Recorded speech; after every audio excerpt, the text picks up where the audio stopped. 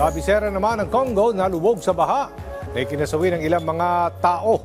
Mga pangunahing lungsod naman sa Estados Unidos dinagsa ng mga nagpoprotesta dahil sa mga bagong patakaran ni US President Donald Trump habang daang mga dayuhang atleta lumahok sa ikinasang International Marathon sa North Korea.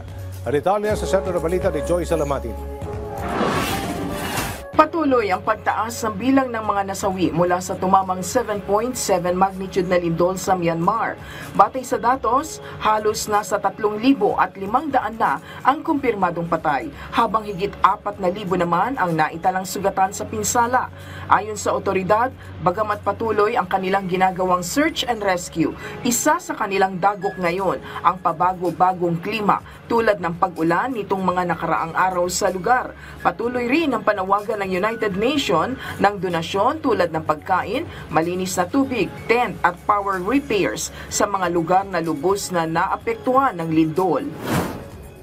Hindi bababa sa 30 ang patay sa malawakang pagbaha sa Democratic Republic of Congo. Nag-ugat ang trahedya sa malakas na ulan mula Biyernes ng gabi na nagdulot ng pagguho ng bahay at pag-apaw ng tubig sa mga kalsada. Ayon sa lokal na opisyal, karamihan sa mga biktima ay nalunod o kaya'y nadaganan ng pader. Lubhang apektado ang trapiko, kaya't ilang residente ay napilitang lumangoy o magbangka para makalikas. Dinagsa ng mga libo-libong nagpoprotesta ang ilang pangunahing lungsod sa Estados Unidos para kondenahin ang mga bagong patakaran ni President Donald Trump.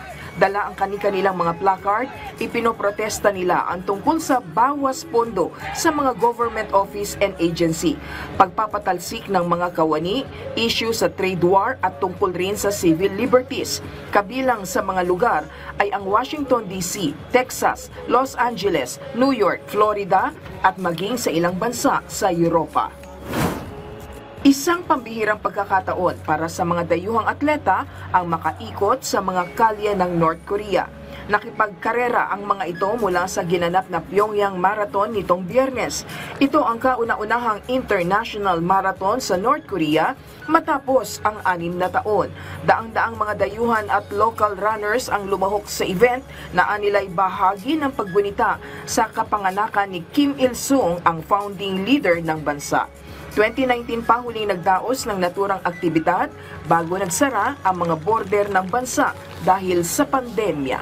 Joy Salamatin para sa Pambasang TV sa Bagong Pilipinas.